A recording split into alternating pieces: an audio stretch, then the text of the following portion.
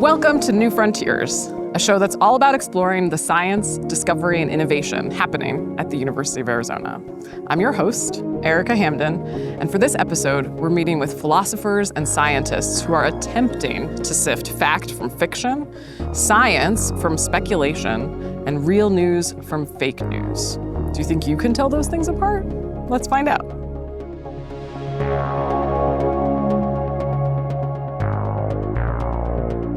I'm on my way to meet with philosophy professor Hannah Kim, who studies the philosophy of fiction.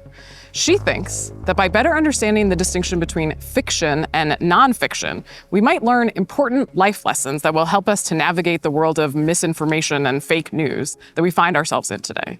This is going to be a fascinating conversation, so check her story out and join us after.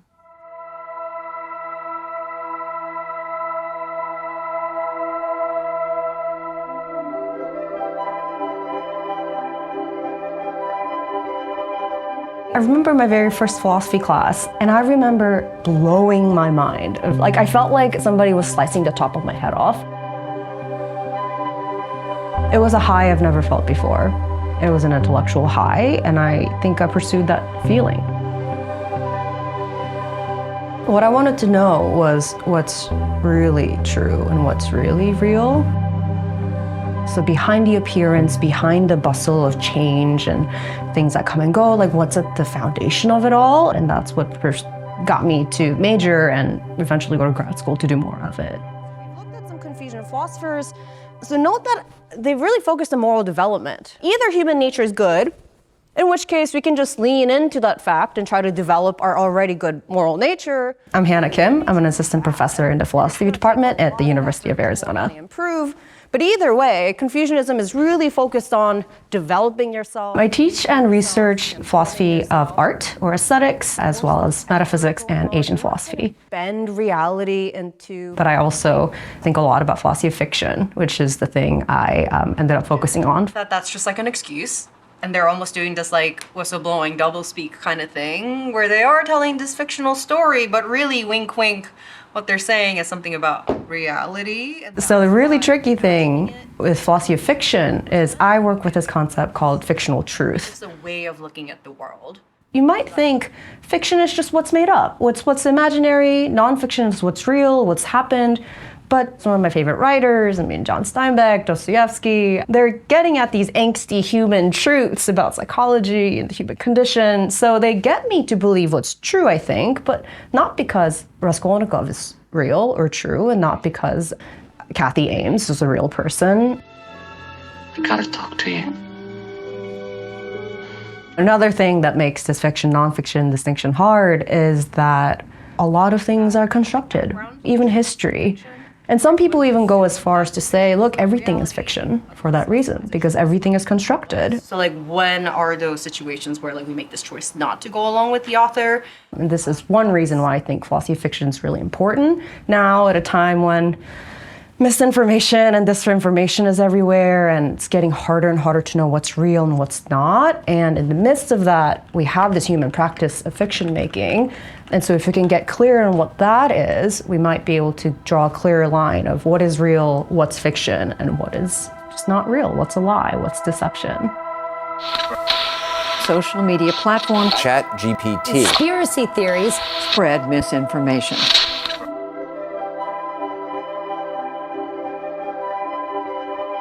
I think I tend to resonate with really angsty literature, works where protagonists are just unsatisfied or they're searching, and so they are just trying all these things to get answers.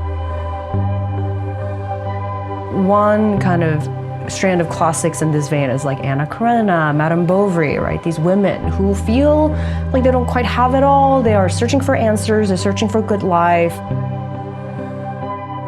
So any literature that asks these questions, I think that's what really speaks to me.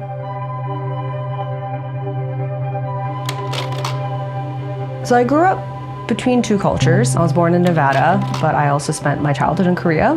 But I also grew up in settings where asking questions was a form of rebellion. And I was chastised a lot. For being a bad child, for rebelling all the time, for debating all the time, for just fighting all the time. And so when I found philosophy, that was miraculous, honestly. I think it helped me. I think it saved me. And that's how I got into philosophy.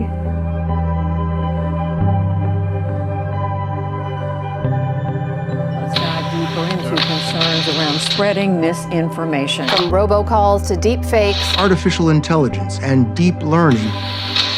So we live in a world where we are inundated with information. Trained on a massive amount of data. Has the ability to respond to prompts in a human-like manner. But apparently, that makes it harder to know what's really real and what's really true. How far the technology has come. And I think this is where we get into dangerous territory now. Already playing a role in the 2024 election. It's been interesting to see people react to AI as if it's a phenomenon we've never seen before. Like, we've seen movies like Pinocchio, we've seen fictional people who we know are not real sound as if they're real. And so, just like fictional people, they sound like real people, but AI is fiction. I can talk. I can walk. We're gonna have more and more augmented reality and more virtual reality becoming a part of just our daily practices. Humans have come up with this phenomenal ability to keep reality and not reality distinct when it comes to fiction. And I think that's because we've learned how to use this fiction as a piece of technology, as a communicative technology, as an artistic technology. And so I think we can get there with AR and VR too, right? Once we get a grip on how to use it and what we want to use it for, then we can keep separate what's real, what's not, and enjoy its benefits without getting delusional. And so philosophy, as this process of carefully making distinctions, thinking through all the different categories and seeing the ramifications, doing this in this iterative process helps us clarify what really is going on when people are tempted to say things like, it's all fiction, or say, actually, it's not, and here's why.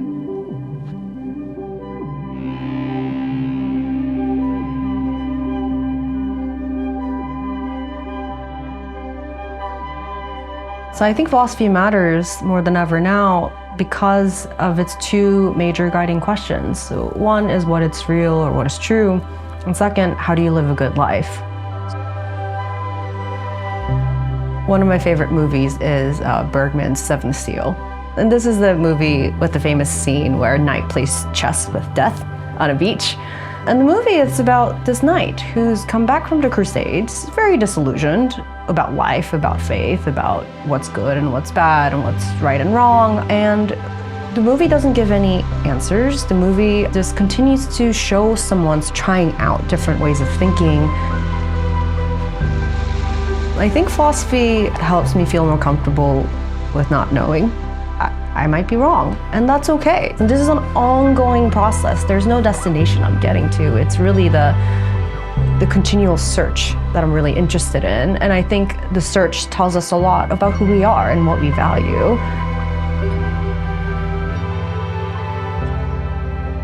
And I can't help but think this might be a good reflection of what life is. This is a good life.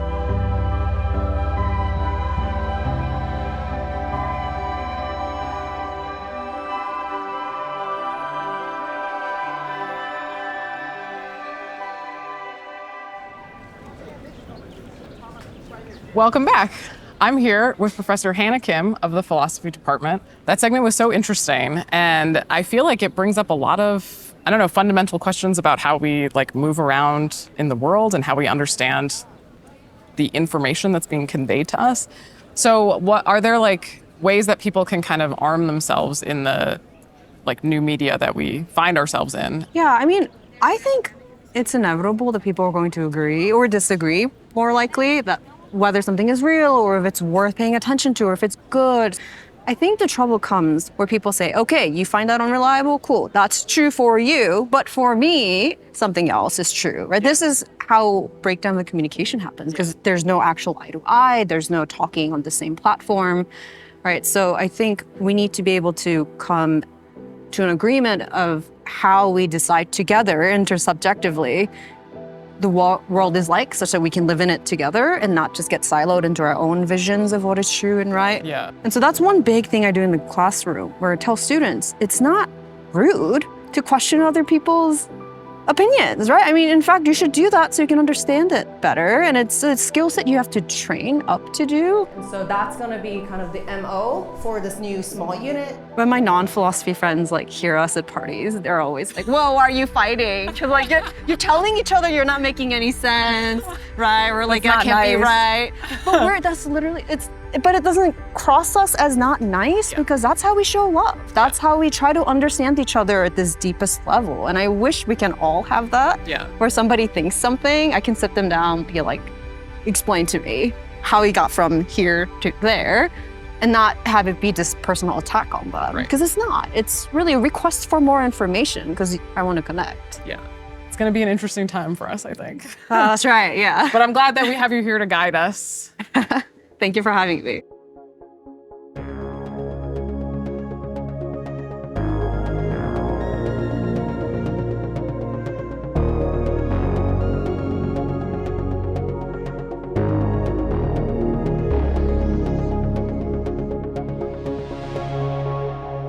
Our next story takes place here at the College of Social and Behavioral Sciences with Professor Yotam Shmargad.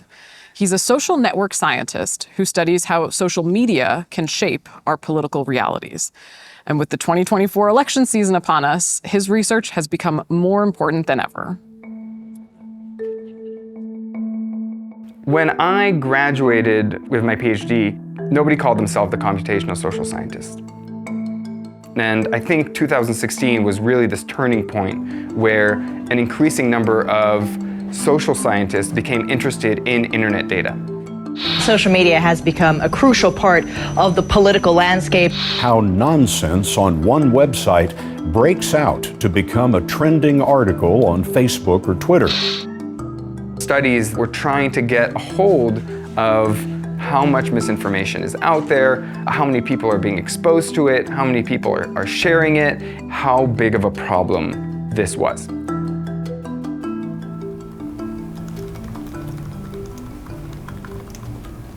For me as a social network scientist, a lot of what the web provides is information about the contexts that people are in.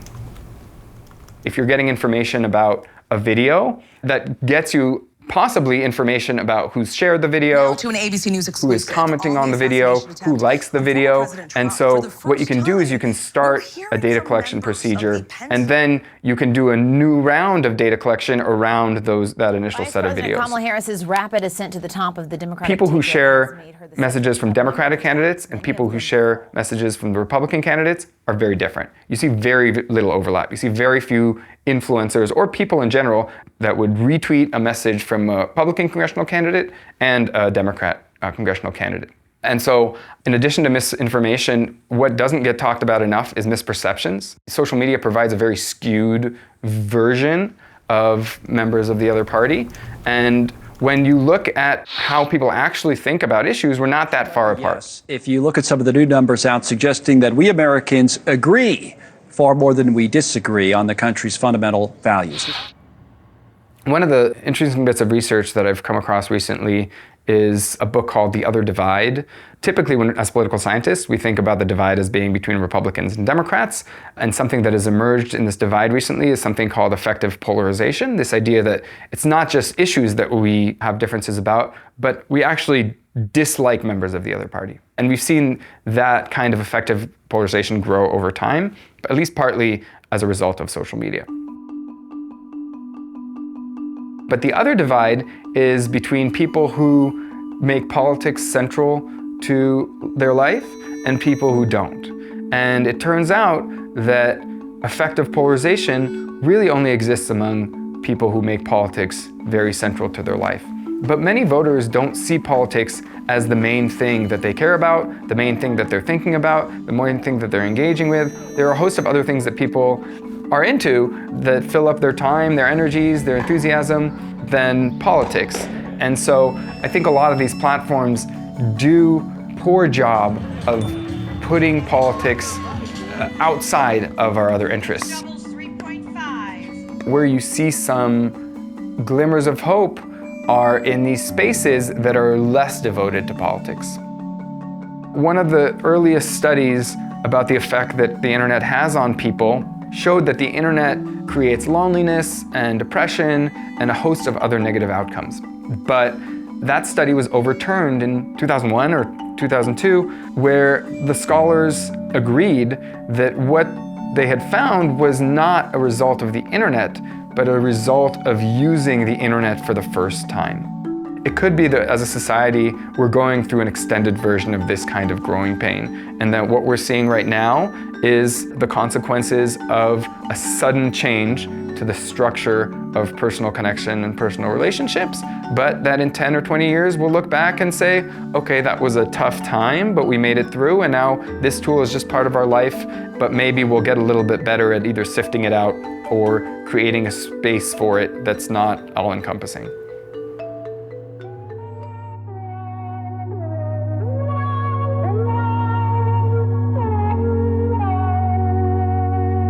I'm currently at the beautiful ENR2 building, on my way to meet with evolutionary biologist Mike Worobey. He's been at the forefront of one of the more controversial subjects of the last few years, the origin of the COVID pandemic. While much of the public still believes COVID originated in a Chinese lab leak, Worobey's research actually suggests otherwise, that it leapt from animals to humans in Wuhan wet markets. This has been a heated issue, to say the least, so let's see if we can get to the bottom of it. Where did COVID-19 come from? At the moment, it raises more questions than clear answers. The head of the FBI, in a brand new interview, is saying the agency thinks COVID may have originated, may have started with a lab leak in Wuhan, China. For me, I went through the process myself, where I thought a lab origin was much more suspicious than now I realize it was. The theory that the virus may have escaped from a lab in China has been a heated issue. At the heart of this is this idea, and we can call it the Jon Stewart fallacy. China, what do we do? Oh, you know who we could ask? The Wuhan novel respiratory coronavirus lab. The disease is the same name as the lab. There actually is a lab in Wuhan that studies these viruses very extensively. But it turns out our own research has shown what I would describe as decisive evidence that this market was the site where this first started spreading and likely jumped from animals into humans. Researchers now believe it's clear that the virus came from the Wuhan market and not the lab. That's where the science is. The public perception is not there. And in part, it's because there's not that many people who've spent 10 to 16 hours a day for 4 years trying to integrate all of the information. And that's what you want to do as a scientist. You don't want to advocate for one hypothesis or against another hypothesis. You want to advocate for what the data actually tells you. Down to 50 nucleotides for the fragments, because this genome that we have in 100 nucleotide fragments, we need the reverse complement. But I am an evolutionary biologist, but my area of specialty is the evolution of viruses, and evolutionary tools like creating the family tree of viruses can help you answer questions like when, where, and how pandemics begin and spread around the world, how they could be prevented. But somewhere between the ancestor of the closest relatives in birds and cattle. HIV and influenza have been two of my major focuses. And so I've done work on HIV, working out how that pandemic started, including doing field work in Congo to collect samples from chimpanzees who have related viruses.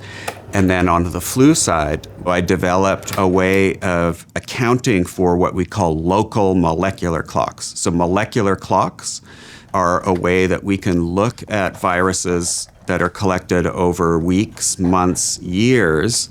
They evolve so quickly that you can see the mutations accumulate in real time. And it was sort of magic that you put that together and all of a sudden the confusing differences kind of snap into place.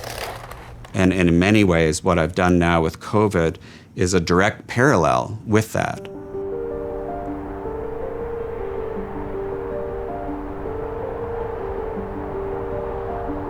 Okay, so fast forward to early 2020.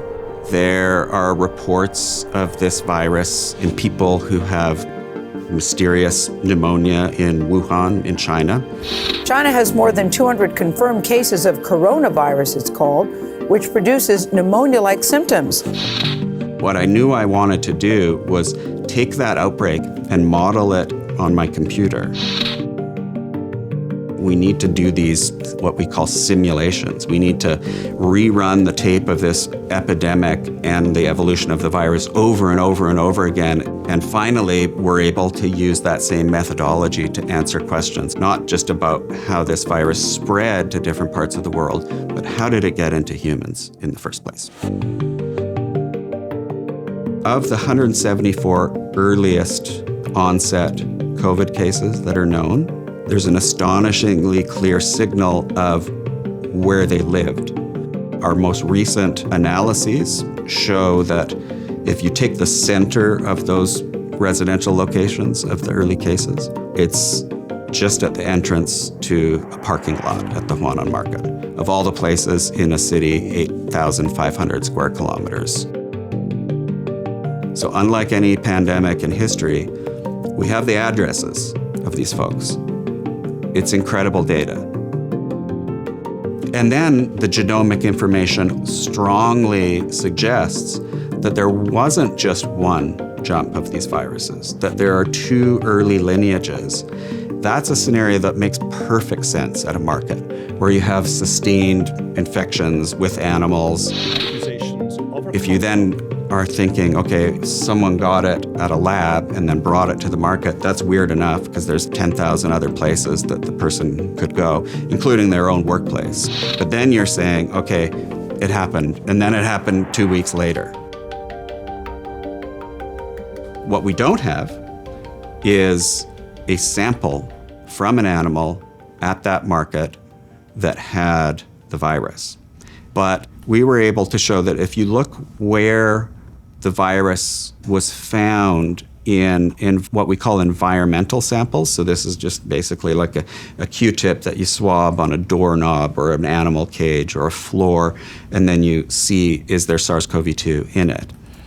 The real hotspot in the whole market was a particular stall that sold wildlife, and the Chinese group that collected those samples, collected them in January of 2020, sequenced them and had the data that, raccoon dogs were there, both lineages of the virus were there. We have an environmental sample literally from one of the cages in this stall, and it has the virus. We have a really good understanding of how this one happened, but there's almost no discussion of what are we going to do now, today, to stop animals that we know harbor potential pandemic pathogens from being sold in the heart of big cities. China has started to reopen its wet markets. The virus likely spilled over into humans there. And so, sad, frustrating. But what do we have? We've demonstrated that what we call this genomic epidemiology is incredibly powerful.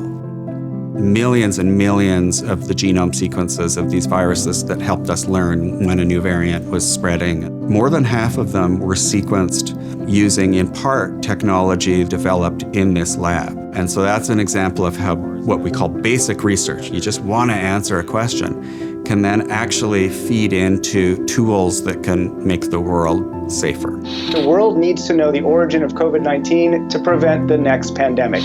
When I see a question that I want answered, I will find a way to answer that, whether it means going to the Congo or developing a new methodology or working with people who can help develop that. Holy smokes. I just want to find the answer, because that answer will help protect us from the next one.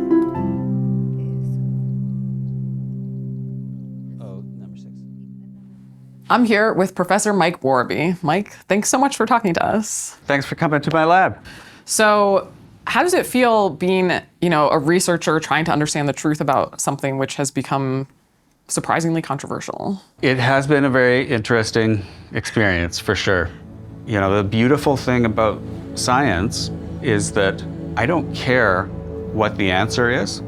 If the evidence had consistently pointed away from that market, then I would be here talking about that evidence. The kits that came out for SARS-CoV-2 was from In addition to just trying to determine where COVID came from, you've been doing work on COVID testing and surveillance testing. And so I wanted to hear about whether I'm gonna get a test that works super duper well. Okay, well, let's go back in time to when the university offered the PCR test. My team and I developed that test. Yeah. My vision is something like a tricorder from Star Trek, if you're familiar with, so on the original Star Trek, they have this little machine, and basically anything you want to analyze, you just put it in, and 5 seconds later, it tells you what it is. Yeah. How is he? Severe heart damage, signs of congestion in both lungs. My goal is basically a tricorder for these viruses. Well, I really appreciate you taking the time to talk with us. I know that you're a super busy guy running departments and saving the world and figuring out what happened 5 years ago. So I really appreciate it. And this has been just so informative and super interesting. I'm honored that you would take the time to chat with me, and thank you very much.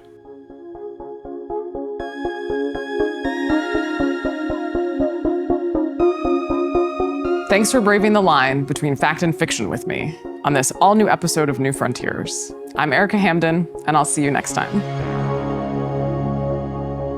Make sure to stay tuned for future episodes where we'll explore more of the incredible innovation happening here at the University of Arizona. And if you want to know what's happening with me, follow my Instagram @EricaHamden.